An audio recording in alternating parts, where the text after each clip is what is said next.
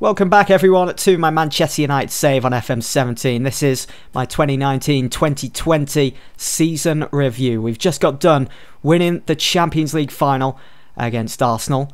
And in this episode I'm just going to be having a look at, well, all the headlines that are going to be popping up are just praising me basically because I'm just that good of a Manchester United manager. Nah, I'm only joking, but we're going to be going and having a look at seeing how well players have got on for the club this season. Belotti picked up the best goal in the Champions League this season, which is good to see. It was in that group stage fixture against Dynamo Kiev. Wasn't that special? Let's have a look at it.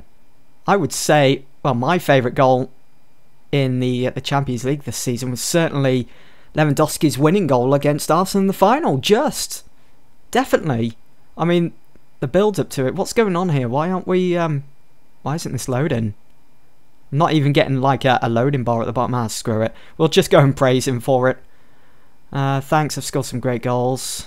So, we've got some players named in the Champions League Dream Team. So, Ramiro, goalkeeper of the competition. He was my go-to Champions League goalkeeper. Kept a total of 8 clean sheets. We've got Herrera and Pogba in central midfield and Lewandowski up front alongside Suarez. Just imagine that for a partnership up front. United's best 11 of the season has De Gea in goal. We've got Shaw and Bay, Smalling, Lindelof at the back, Blind and Pogba in central midfield. Players that you would expect to be on there. Here is our end of season awards. So, the fans' player of the season goes to Luke Shaw by 37%. Paul Pogba coming in second and Robert Lewandowski in third. The goal of the season has gone to Andrea Belotti. I think that goal against Dynamo Kiev, for some reason it's not loading for me. I think it was that low driven shot into the bottom corner, which was about 20-25 yards out the box. So yeah, I think I'd probably go with that. That was quite some goal actually, wasn't it? Signing of the season is Kylian Mbappe, who we bought from Monaco in the summer for 65 million. I think I'd agree with that because we only brought in Belotti and Fabinho, the other two players. But Mbappe has probably performed the better out of those three. Belotti, yes, he's scored a handful of goals, even winning goal of the season, as you know. But I don't think he's done enough to win signing of the season. So yeah, it definitely goes to Mbappe. And the young player of the season is Luke Shaw at the age of 24. Let's have a look at our season review. So Manchester United had been expected to make much of the Premier League title running and lived up to their pre-season billing by finishing top of the pile. You can see, look at that. We won the Champions League, we won the Premier League, lost in the 4th round of the FA Cup against Fulham. That was such a disappointing result, to be honest. We should have done so much better, but I did heavily rotate the side in that competition, if you remember. We did win the EFL Cup, and when I put out the youngsters against West Ham, against Mike Phelan's West Ham, that is, at Wembley. That's a brilliant moment for this season, for this save.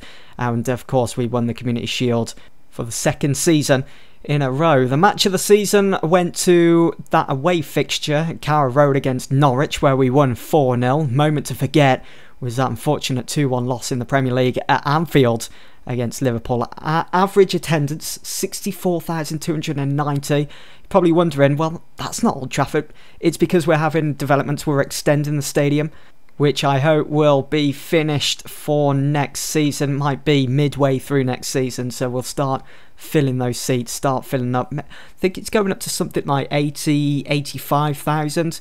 I'm sure we'll find out. And total players used, 28, which is the highest in the Premier League. It's probably because I was bringing in quite a few youngsters from the under-23s.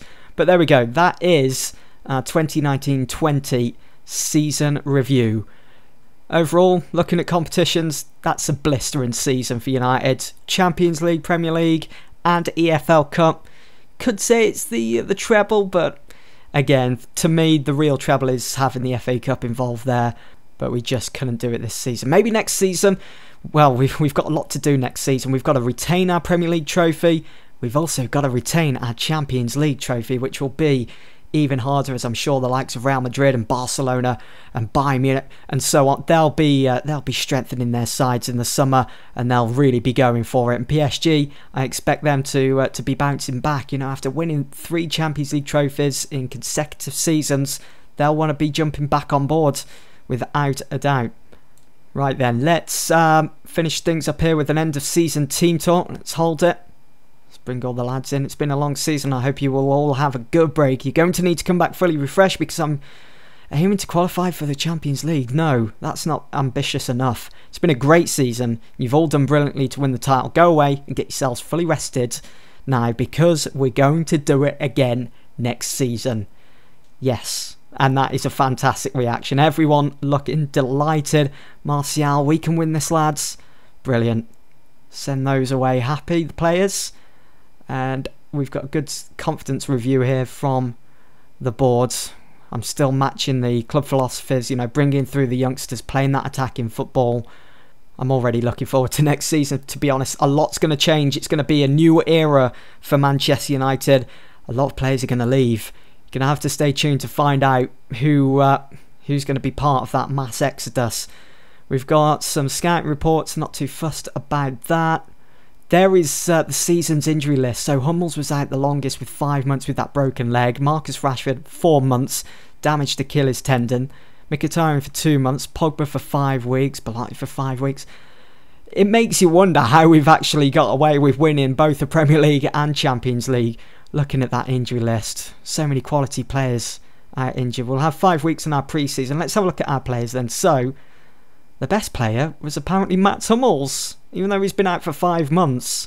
For those 18 games that he played, picked up a 7.69 rating. But Lewandowski, the age of 31, still cutting it in the Premier League.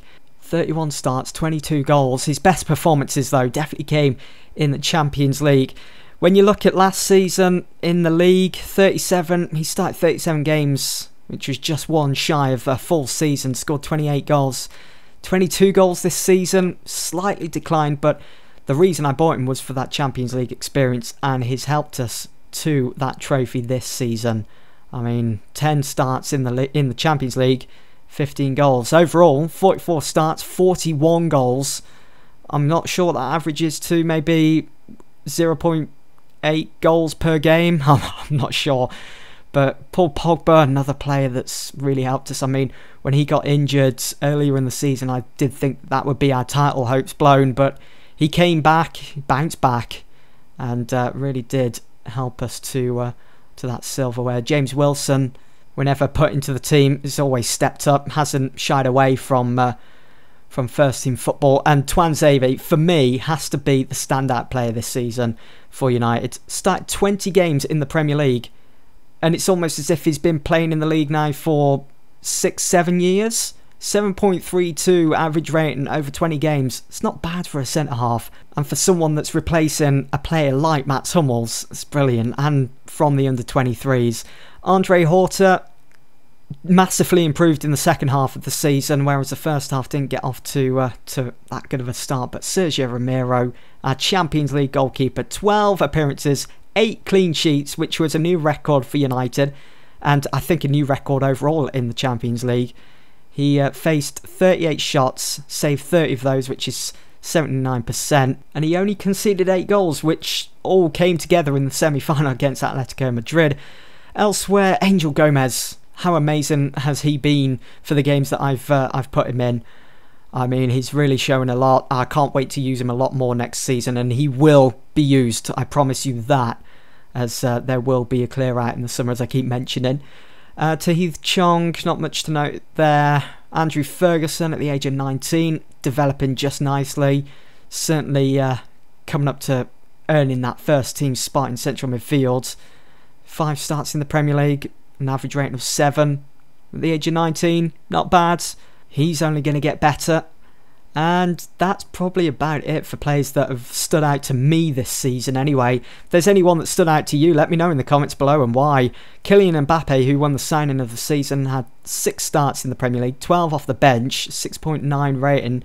Only scored 8 goals for us, but he's 21 and it was his first season in England, first season at United. He'll be a lot better next season without doubt. Eric Bailly's back from injury as well, that's good to see. Mkhitaryan still got another 2 months to go until he's back to full fitness, but I think Mkhitaryan might be a player that'll be on his way out. I mean, he had 90 appearances for Dortmund, scored 23 goals. He's had 123 3 appearances for United and only scored 23 goals. So there's not much improvement there, really. I mean, compared to last season, I'm not sure whether it's just because of injuries hampered him this season, but he's just not cutting it now at United. So we'll have to reevaluate come the summer. Marcus Rashford, he'll be staying at United without doubt. It's just unfortunate that he had that long-term injury as well. I mean, he started this season off fantastic, in fantastic form, but again, it was just those damn injuries. So there we go, folks. That is it for Season 4. Can't believe it's already over. The next episode will be the start of Season 5. I'm already looking forward to it. So excited. I've got a transfer budget of 115 million. As I've already mentioned, I've got plans to have a bit of a clear out next season as well, with it going into Season 5, with this kind of being like a long-term save as well. Got to try and freshen things up, so I'm going to be looking for new ideas, new formations that we can use going forwards. And also next season, there is going to be an even more bigger emphasis on using players from the youth academy. I'll probably bring in 1 or 2 signings and that will be it. You've got to keep things fresh. You've got to have a little look around in the transfer market and see who's available, who wants to join your club. You know how it goes. So that's it then for this this season. Hope you guys have enjoyed. Thank you all for coming along and watching each and every episode that I've uploaded. Your support has always been amazing. So thank you all very, very, very much. I will see you all for Season 5.